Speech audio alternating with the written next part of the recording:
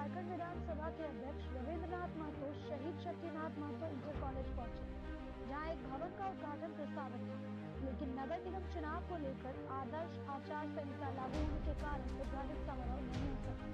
पत्रकारों से बातचीत में विधानसभा अध्यक्ष ने बताया कि यह भवन झारखंड के विश्व पिता एवं शिक्षा के अग्रदूत स्वर्गीय विनोद बाबू की स्मृति में बनाया गया है। आचार संहिता के चलते कार्यक्रम को फिलहाल स्थगित किया गया है, जिसे बाद में पूरा किया जाएगा। उन्होंने शिक्षा के क्षेत्र में किए जा रहे कार्यों के लिए टुंडी विधायक मथुरा प्रसाद महतो की सराहना की। नगर निगम चुनाव को लेकर उन्होंने कहा कि सभी विसंगतियों के निराकरण के बाद ही चुनाव तिथियों की घोषणा की गई है। अंत में उन्होंने कहा कि निष्पक्ष और स्वच्छ चुनाव कराना सरकार की प्राथमिकता है। आगे सुनिए उन्होंने किन किन मुद्दों पर विस्तृत से बात की। शक्तिनाथ महतो स्मारक कॉलेज में आज आदरणीय और झारखंड राज्य के पथ प्रदर्शक विनोद बिहारी महतो के मेमोरियल बिल्डिंग का उद्घाटन होना था, लेकिन पिछले दिन यानी विगत कल आज से ही आचार संहिता लग जाने के कारण नगर पंचायत का चुनाव को लेकर के हम लोगों ने इस कार्यक्रम को आंशिक रूप से स्थगित कर दिए और आचार संहिता के नियम का पूर्ण अनुपालन करते हुए बाद में इस कार्यक्रम को हम लोग संपन्न करेंगे। और इसी के क्रम में आज मथुरा बाबू के यहाँ के लोकप्रिय विधायक मथुरा बाबू के बुलावे पर इस महाविद्यालय में पहुँचने के सौभाग्य प्राप्त हुआ। पिछले समय में भी इस विद्यालय में मुझे आने का अवसर प्राप्त हुआ था और मैं उस समय से ही जानता हूँ कि मथुरा बाबू शुरू से ही शिक्षा के प्रति बहुत ज़्यादा सचेतन रहे हैं और इतना ज़्यादा सचेतन हैं जो इनके द्वारा स्थापित कई संस्थाओं आज इनके जिला में या जिला के बाहर संचालित है और हजारों विद्यार्थी इनके द्वारा स्थापित संस्थाओं में पठन पाठन का काम कर रहे हैं।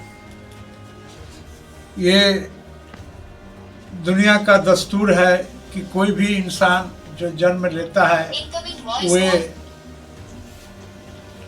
नहीं रहते हैं, उनको इस दुनिया छोड़ के जाना ही पड़ता है।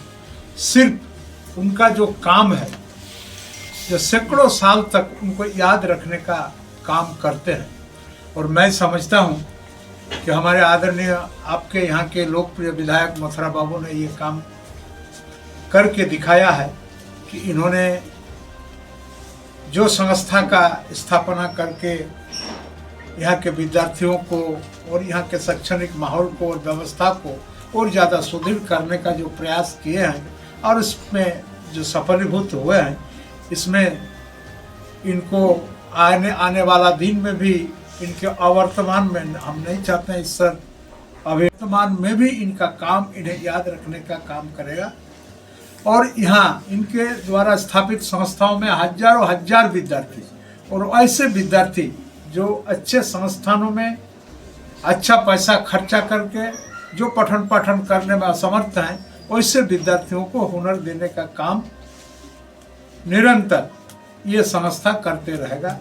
और मथुरा बाबू का नाम भी समाज के अंदर, राज्य के अंदर, देश के अंदर उज्जवल होते रहेगा।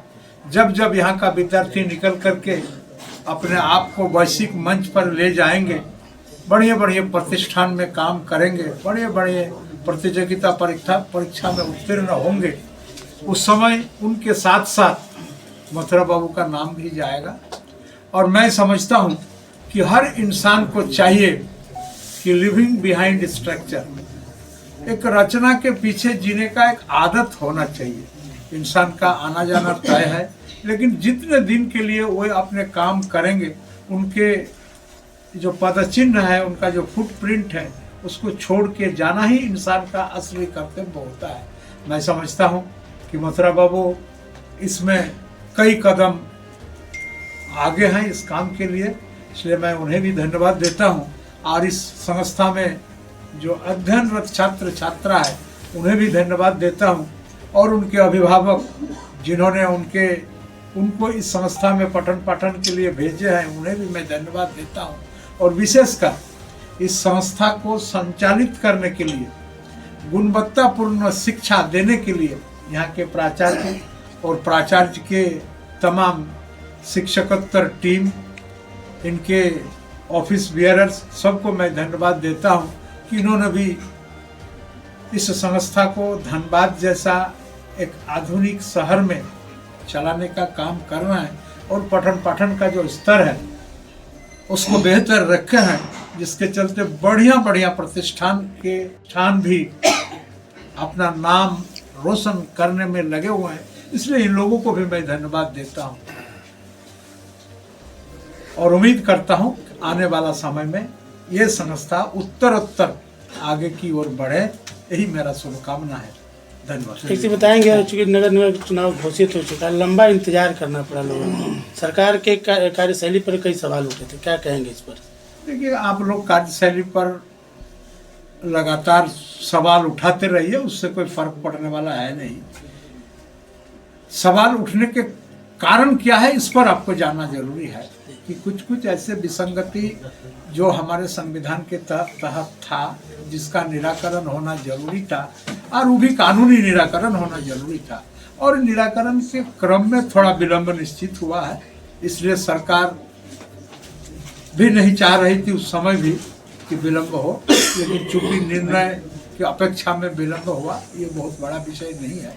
और जैसे ही निराकरण हुआ, सरकार तुरंत तत्परता के साथ नगर निकाय का चुनाव कराने के लिए इसका तिथि का घोषणा कर दिए।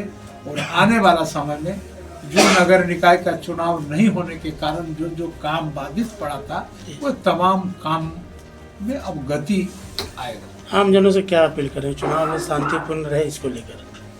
बिल्कुल, आम जनों से यही चुनाव रहेगा। प्रजातांत्रिक प्रणाली में चुनाव उनका बहुत बड़ा अधिकार होता है।